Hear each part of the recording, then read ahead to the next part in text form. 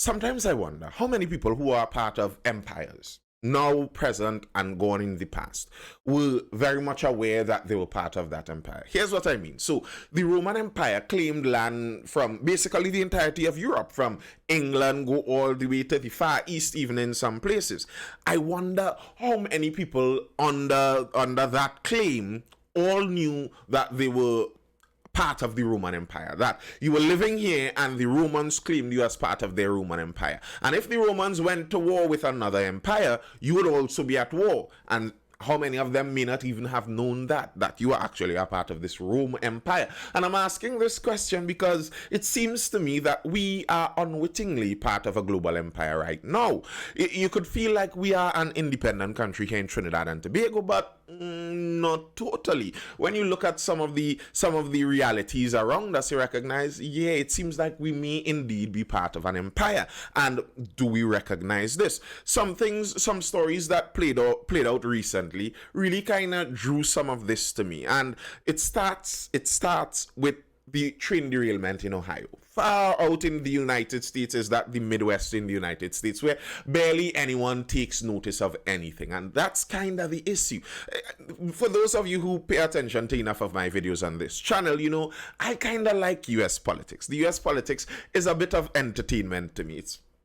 It's like a very, very entertaining and pertinent sport game you're looking at, because there's a part of it where in Trinidad and Tobago and in the Caribbean in general, very often you hear it said that if the United States sneezes, we catch the cold. We are to a large extent downstream of the decisions that the United States takes. If you want to see the direction our countries are heading in, you may be able to look at the United States and get a fair estimate. A lot of what we do mirrors what they do. So their politics is pertinent to us in that way, and then there's some entertainment factor to it. So in Ohio at the start of February, I think it was February 3rd, a train derailed. There was a Norfolk Southern was the name of the company. Their train derailed out in Ohio there. If you look at some of those tracks, you could kind of see why very likely they may have derailed. There is some much needed work to be done on their infrastructure, and that's a nice peek into understanding that it's not just Trinidad and Tobago that struggles with upkeep of their infrastructure. The United States, the country that spends billions all around the world, they're struggling to keep their trains running in the middle of their country, and that's kind of part of the point. So this train crashed. Now, where it crashed in East Palestine, Ohio, is a Trump area. That area voted, I can't remember the exact number, but I think it was upwards 90%, something like that, for Trump in the last election. That's a strong Trump area.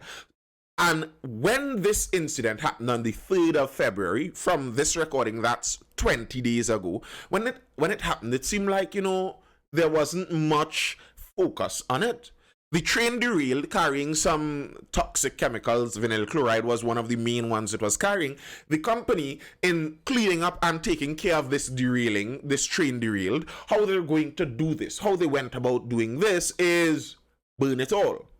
They lit the entire thing afire, and you saw a massive mushroom cloud of what many believe would have been toxic chemical smoke rising from the air. If you saw a picture of this, it's like, wow, this is something that should probably make global news. It's a literal mushroom cloud. You're seeing that mushroom cloud feel. But it did not. It didn't even make national news in the United States for the most part. Lots of the news media ignored this. Now, the United States politics, I think, is quite toxic. I despise the nature you see in the United States, where nearly all of their news media is blatantly one side or the other. You could tell, okay, this is a liberal publication, this is a conservative publication, this side is for this side is for this. And the problem that creates is when this thing happens in East Palestine, which is said to be a Trump stronghold area, and then it's a national disaster, it would seem like, but then the news media doesn't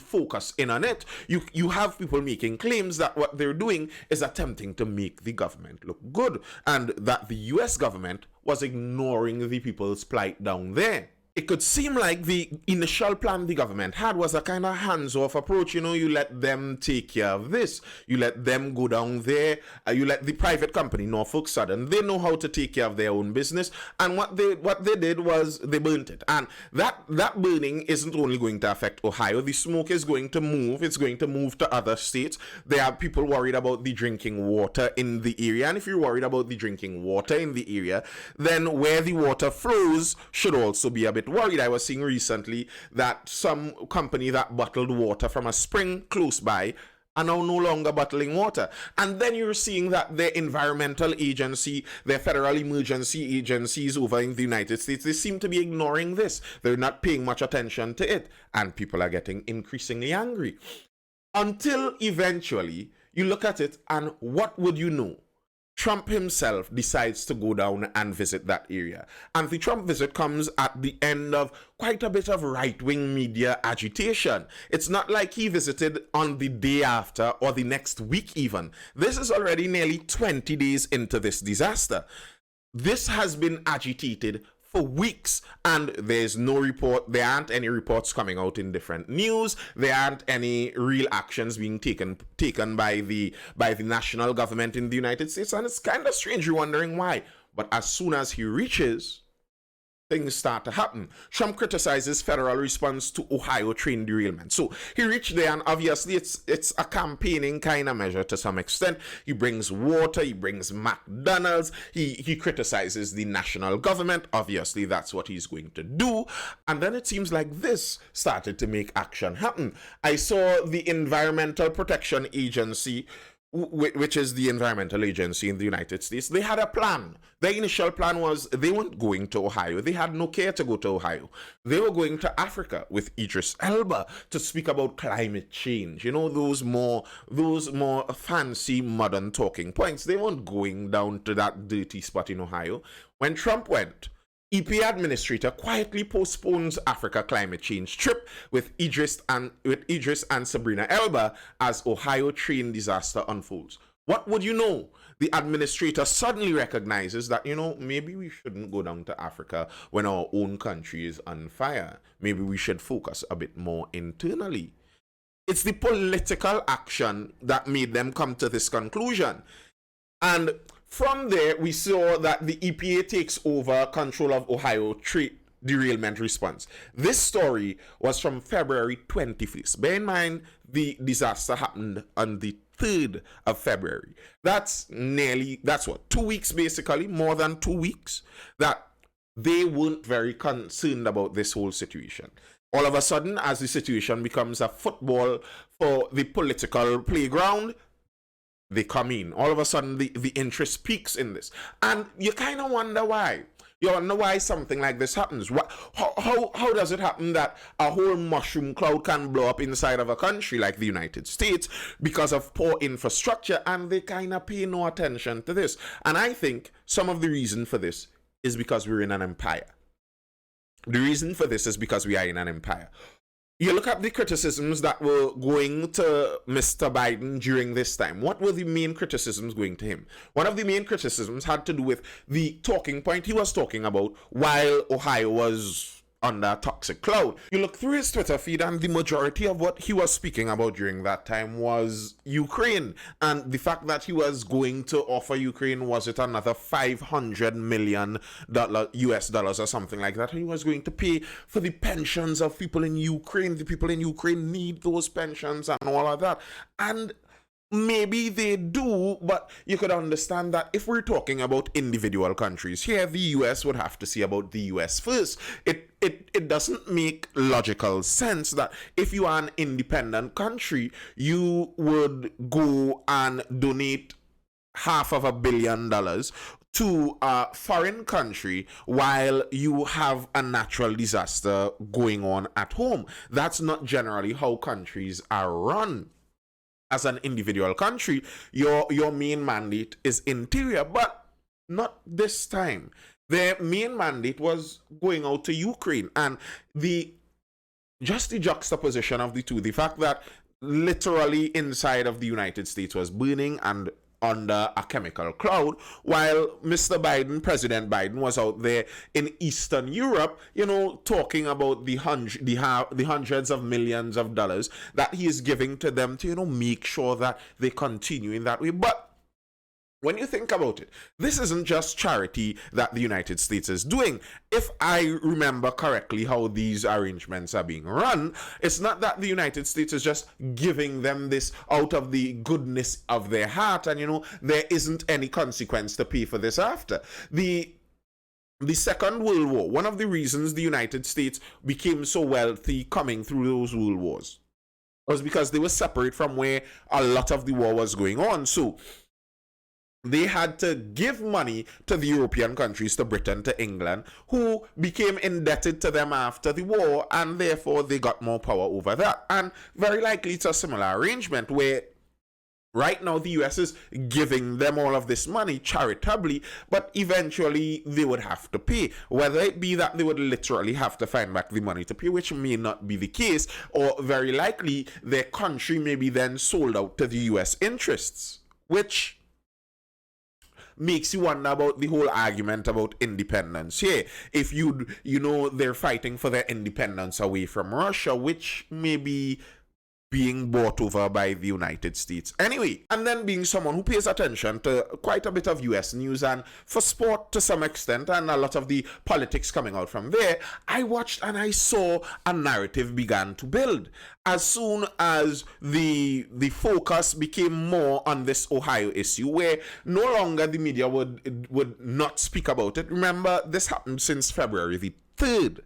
But then, since the issue is coming more into the fore now, since Trump went there and dragged the issue, because since 2016, it has basically already been established that wherever Trump goes, that's where the news cycle is. So he forced the news cycle, dragged it into Ohio. And since that happened, I looked, and it was very interesting to me to see the narratives began to build. Over the last couple of days, all of a sudden, the news stories surrounding this Ohio issue started to speak about regulations that Trump reversed from the Trump era, safety regulations that were reversed, and that's what you focus on with this issue. Now, maybe that's true. Maybe Trump did pull back some of those regulations. On his side, he was saying to help industries actually function. Too much regulations make it difficult for industries to function, but maybe that might have been the cause. But why wasn't that the news since February the 3rd when the story broke? How come it's only the news now that Trump dragged the whole Ohio issue into the news cycle? It could nearly seem like just not that much interest was being paid to them. And that's what I'm thinking about with empire. What you'd notice with empires. And if you look at most late stage empires, when the empires began to grow so large, what happens is the local issues become ignored to the fringe issues. If the empire is growing, you have to go to the edge of the empire. You don't focus on Ohio that is in the interior of the empire that can crumble. You have to go and focus on those on the edges of the empire. That's where the most urgency is at, and that's where they are, on the edge of this empire that we currently exist in. On that edge there at Ukraine. And it seems to me, when you look at a lot of the news, you look at a lot of the facts coming out of this, Ukraine is the battlefront of both empires. The Russians trying to recreate their old empire, and the Western Empire pushing further eastward. The thing with empires, though, is it's not really sustainable in perpetuity. It's not like it would last forever. There are life cycles of empires. And you could look at the Western Empire, and it seems like when you look at the life cycle, it nearly wants to seem like it's going down to that ending road, where when empires reach to such a large stage, they're expanding even further and even further. And the further you expand, the more you ignore the local problems. So there are problems inside of Italy, while the Romans have to focus on England.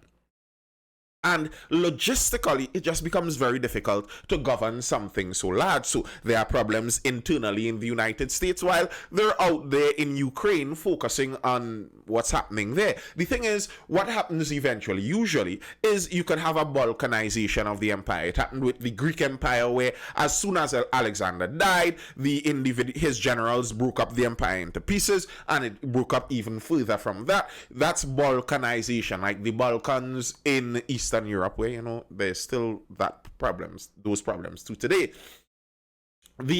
You have this empire that was once one massive behemoth, and eventually it splits apart. And in the United States, they're talking really seriously now about having a divorce.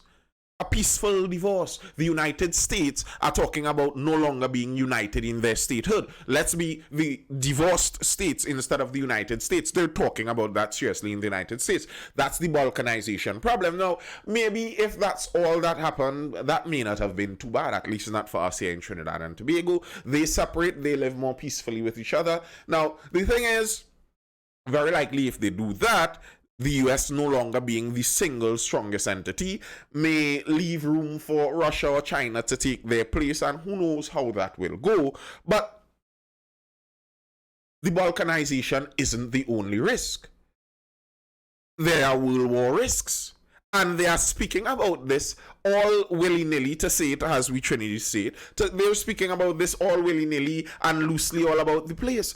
There's a world war risk, because it's not just about the balkanization risk inside of the empire. The empire is trying to expand. And when the empire expands and meets another expanding empire coming from the other side, which has happened before, wars seem inevitable. You look at that Eastern European front there, and that has been a bacchanal front for centuries. World War I started somewhere in Eastern Europe. World War II was the Germans in Eastern Europe. It's nearly like always somewhere in that area. It's a tinderbox.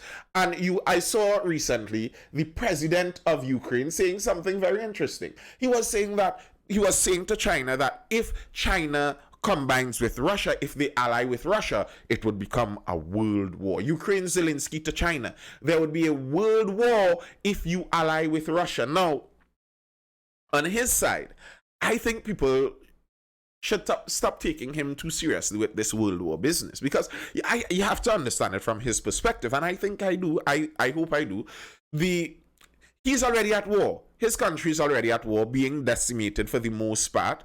They're struggling. They have to get help from Europe and the United States, from the West, to continue this war. If the entire world erupts into war, it's not really any difference to them. They're already at war. He may be just seeing that to his benefit. So for him to call for world war is a selfish thing. On his part, it's very selfish, self-serving, and you could understand it from his point. So I think taking his word on when and if to call for a world war, it just might not be ideal. But nonetheless, that's what he said. He said that if Russia and Ukraine allies themselves, if Russia and China allies themselves together, that's a world war kicking off. And then what would you know, right after that, China and Russia begin to strengthen ties. China's claim to neutrality fades with Moscow visit. They visited each other. I saw videos of Vladimir Putin and the Chinese chairman flipping pancakes and cooking pancakes together, chilling on a boat ride together. They're really bonding out there. So I guess, according to what the Ukrainian president said, that's kind of a world war. I was looking at them speaking about this. The British Prime Minister and the Ukrainian President and the US President, UK Prime Minister and US Vice President called the war in Ukraine a global war. The UK will be the first country to send Ukraine longer range missiles. A global war. Yes, and I commented and I retweeted that and asked which globe, because I'm part of the globe. I don't think I agreed to any war in Eastern Europe. I don't see the benefit of that to Trinidadians. I mean, I could understand people's plight. I have some empathy. Yes, it's cruel that Russia has invaded Ukraine. I understand it's complicated and I don't know all of the facts and history dealing with the matter. That's exactly why I think I would just stay out of it. I can't be out there risking life and limb for every conflict somewhere. So when you say global war, why does it sound like you're dragging us here in Trinidad into that war? Where did we agree to it? And then it hit me. We are part of an empire. They say global war because they understand Trinidad doesn't have a say in any of this. We had to ask permission from the US to make a deal with Venezuela to do our dragon gas deal. We don't really have a say in it. We're a part of this Western empire, whether we like it or not. They could decide that today, tomorrow, they're going to kick off World War III in Eastern Europe again for the third time, a third World War out of Eastern Europe. They're going to kick that off and start to build bases in Trinidad and Tobago, and none of us have anything we can do or say about it. That's the nature of empire. When people talk about the US is doing empire, they're acting like an empire. That's what they're talking about. That's empire kind of moves. Those are empire moves. Ukraine and Russia, if they're independent countries, they fight their wars together. Why does that reach to world war? NATO was not, Ukraine was never a part of NATO. In fact, in the original arrangements, they weren't supposed to be. How does that reach to world war? It reaches to world war because it's two empires clashing. And us poor folks here in Trinidad and Tobago, and very likely wherever you are looking at this video too, you may be dragged in because, believe it or not, you are part of the empire. Like probably someone of those little tribes living by themselves out there in Eastern Europe, sometime in the first millennia, not knowing that actually you didn't know, but you're a part of the Roman Empire too. Thank you, that's all I have for now. I hope you're educated, informed, or entertained, and I will see you in the next video.